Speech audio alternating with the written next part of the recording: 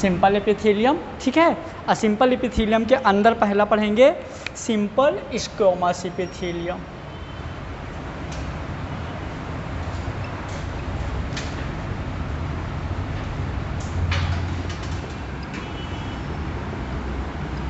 Simple squamous epithelium, simple epithelium, simple epithelium के अंदर पहला पढ़ेंगे क्या, सिंपल स्क्वेमस एपिथेलियम, ठीक है। तो देखो जो सिंपल स्क्वेमस एपिथेलियम है, याद रखो ये स्केल जैसे मछली होती है, मछली के ऊपर की सरफेस है ना उस तरह से होती है। और ये किसी किसी में जैसे टाइल्स नहीं लगी रहती, जैसे ये तो बहुत बड़ी बड़ी टाइल्स है, यदि किसी मकान में छोटी छोटी टाइल्स लगी रहती है तो कैसे एक प्लेट लाइक स्ट्रक्चर दिखती है। तो सबसे पहले इसमें पॉइंट लिख दो, पहला इट्स अ सिंगल लेयर, क्योंकि सिंपल वाले का तो सिंगल लेयर होगा।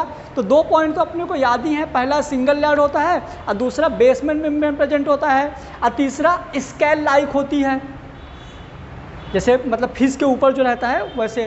तो पहला पॉइंट लिख दीजिए it's a single layer, single layer होती है। दूसरा पॉइंट क्या हो जाएगा इसके अंदर, बेसमेंट मेम्ब्रेन प्रेजेंट होता है। दूसरा पॉइंट हो जाएगा बेसमेंट मेम्ब्रेन प्रेजेंट होता है।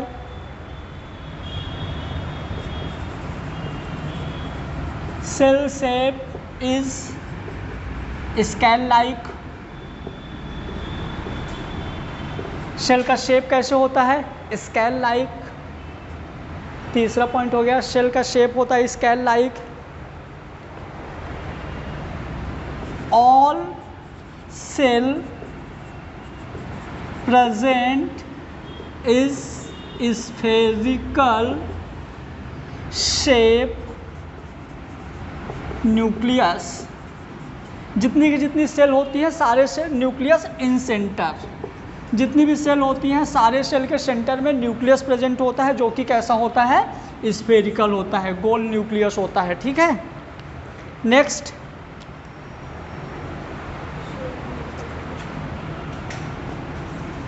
Cell are broad, cell are broad and square. कुछ सेल कैसी होती हैं, चौड़ी और स्क्वायर टाइप की भी दिखती हैं, ये सारा मैं डायग्राम बना दूंगा। तो जैसे यदि अपन बात करें तो इसका यदि हम सिंपल स्क्वेमस का स्ट्रक्चर बनाए, देखो कुछ ऐसा स्ट्रक्चर बन जाएगा।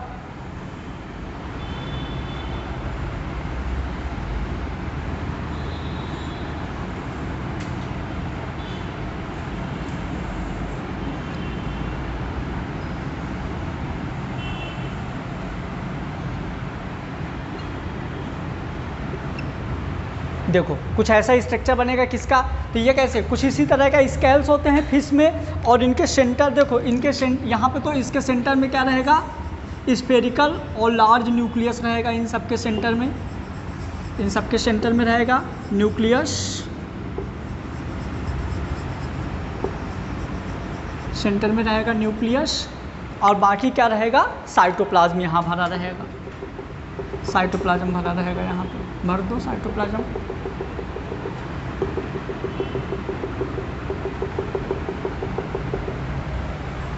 ये हो गया स्केल लाइक, पहला सिम ये तो हो गया शेप इन स्केल लाइक, कुछ ऐसा बनेगा।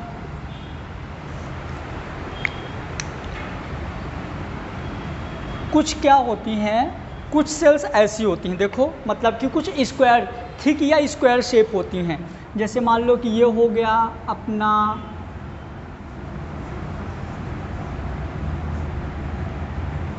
ये हो गया मान लो कनेक्टिव टिश्यू,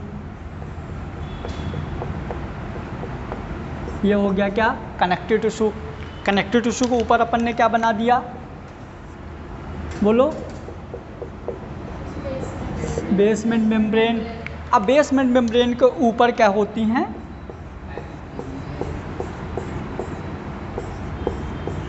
कुछ इस तरह से, इनके सेंटर में न्यूक्लियस। ये कौन सी बन गई बेटा, ऊपर वाली स्क्वेमस एपिथेलियम, स्क्वेमस एपिथेलियम, ठीक है। तो ये स्क्वायर शेप हो गई। ये स्क्वायर शेप हो जाएगी, ये टाइल्स लाइक हो जाएगी। और टाइल्स लाइक जो टाइल्स टाइप की दिखती है ना, उसको हम पेवमेंट एपिथेलियम भी बोलते हैं। क्या बोलते हैं? इसी का नाम है पेवमेंट एपिथेलियम।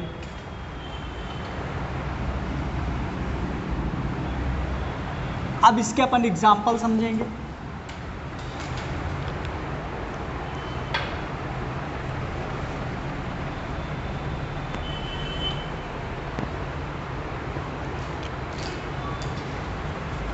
देखिए एग्जाम्पल,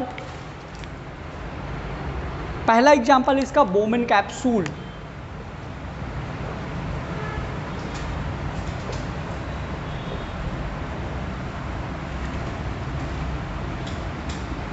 पहला एग्जाम्पल है Bowman capsule.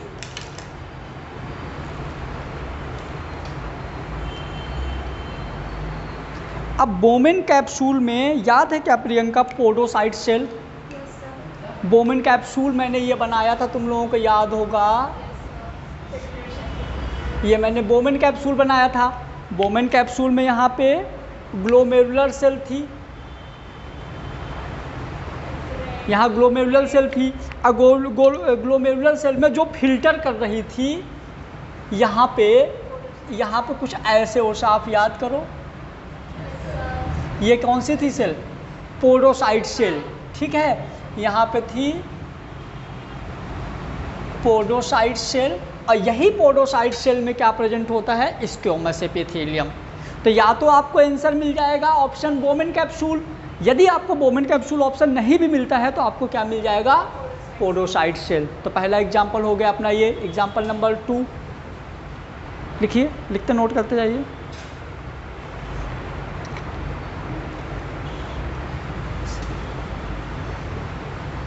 Loop of Henle, loop of Henle, loop of Henle क्या होता है? देखो, इसी को बढ़ा दो, जो अपना ये है ना,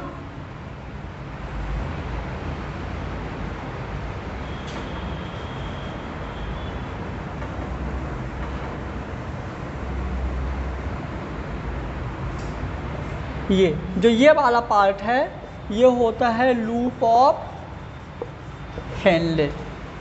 ये पूरा हमारा पूरा का पूरा क्या है? नेफ्रॉन है। नेफ्रॉन के हेनले लूप में और बोमेन कैप्सूल में, दोनों में क्या पाया जाता है? Simple squamous epithelium. नोट करते जाइए। इधर साइड की थ्योरी रब कर दूं, ये दोनों डायग्राम बन गए ये वाले, ठीक है, बन गया ये डायग्राम, ये वाला बन गया। यहाँ लिख देना न्यूक्लियस साइटोप्लाज्म।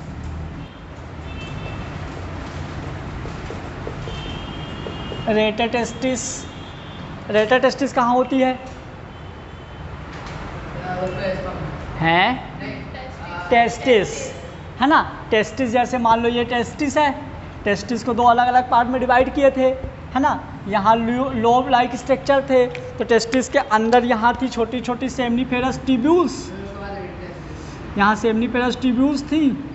और सेमनीफेरस ट्यूब्यूल्स के बाद यहाँ पे क्या था? रेटाटेस्टिस, है ना। तो ये जो रेटाटेस्टिस होती है, ये मैंने बड़ा करके बना दिया रेटाटेस्टिस को। तो यहाँ पे ये सिंपल स्क्वैमस एपिथेलियम होती है रेटाटेस्टिस में। Next example, alveoli of lungs, alveoli of lungs,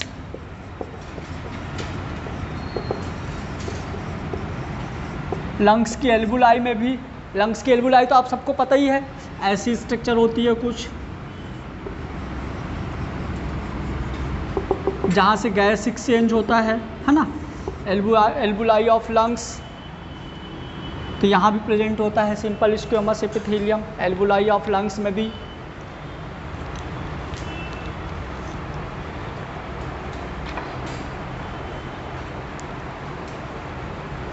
ठीक है, एल्वुलाई ऑफ लंग्स हो गया। फिर इसके बाद एल्वुलाई ऑफ लंग्स में जहाँ से गैसेस एक्सचेंज होता है उस सेल को हम न्यूमोसाइट बोलते हैं। लिख दो, लिखना हो नाम तो उसको न्यूमोसाइट बोल देंगे। नेक्स्ट एग्जाम्पल है एंडोथीलियम। देखो स्क्वेमस एपिथेलियम के अंदर ही बोलेंगे एंडोथीलियम। अब समझना, जो एंडोथीलियम होगा तो एंडो यानी कि इनसाइड, अथीलियम यानी कि कवर, जो उसको कवर करेगा। तो इनसाइड के अंदर जो कवर करेगा, तो एंडोथीलियम के अंदर इतने एग्जाम्पल है। क्या क्या? एक तो ब्लड वेसल्स के अंदर जहाँ ब्लड फ्लो होता है अंदर साइड, तो लिखते जाओ inside of blood vessel, inside of blood vessels. दूसरा inside of lymph vessels, inside of lymph vessels. तीसरा inside of heart, inside of heart, inside of heart. याद है प्रियंका, मैंने ऐसे बनाया था हार्ट में,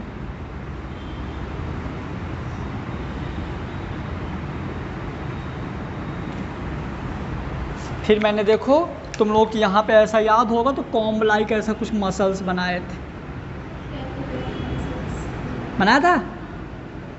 ये हो गई squamous epithelium, inside of heart. तो ये सारे के सारे क्या हो गए अपने स्क्वेमस एपिथेलियम। मतलब कि अपने को स्क्वेमस एपिथेलियम में एक चीज़ पता चल गई कि जितनी भी मैंने लेयर बनाया सारी की सारी किसी न किसी को कवर कर रही हैं। ठीक है, तो पहला हमने क्या बनाया, बोमेन कैप्सूल, जो कि नेफ्रॉन के अंदर होता है। ये डायग्राम मैं सिर्फ तुम दोनों के लिए बना रहा हूँ, ये लोग तो सब पढ़े हुए हैं तो तुम लोगों को थोड़ा सा आइडिया लग जाएगा। क्लियर? तो हो गया हमारा बोमेन कैप्सूल, नेफ्रॉन वाला पार्ट हो गया। उसके बाद लूप ऑफ हेनले, ये भी नेफ्रॉन का एंडिंग वाला पार्ट हो गया। उसके बाद मैंने क्या देखा था, रेटेटेस्टिस टेस्टिस के अंदर होता है। जो समझ में ना आए, ये टॉपिक जितने भी चल रहे हैं ना, सारी जूलॉजी खत्म आ जाएगी। तो जो टॉपिक आपको ना समझ में आए ना, तो आप मेरे को व्हाट्सअप कर देना, मैं वही वाला आपको वीडियो भेज दूंगा सेम, है ना। तो हो गया रेटेटेस्टिस के अंदर ये रहेगा। फिर देखो एल्वुलाई, एल्वुलाई लंग्स में रहता है। फिर इसके बाद एंडोथीलियम, मतलब कि अपनी बॉडी में जो जो अंदर की चीज़ें हैं। तो सबसे पहले ब्लड वेसल्स, जहाँ से ब्लड फ्लो होता है। फिर लिम्फ, जहाँ लिम्फ फ्लो होता है। फिर इनसाइड ऑफ हार्ट, यहाँ भी तो हार्ट भी तो एक ब्लड वेसल्स ही है, लेकिन थोड़ा बड़ी हो गई है। ठीक है, तो ये हो जाएगा हार्ट के अंदर जो हमारा रहेगा, कि हमारा क्या हो जाएगा, सिंपल स्क्वेमस एपिथेलियम। ठीक है, उसके बाद अपन सेकेंड नंबर की हेडिंग डाल दीजिए, सिंपल क्यूबॉइडल एपिथेलियम। अच्छा, इसका एक चीज़ और बहुत बार आता है, इसका मेन फंक्शन क्या है, मेन फंक्शन क्या है। Main function of squamous epithelium, box बना के लिखो। एक छोटा सा बॉक्स बनाओ, ऐसे बॉक्स बनाओ, उसके ऊपर हेडिंग डालो फंक्शन, इम्पॉर्टेंट है।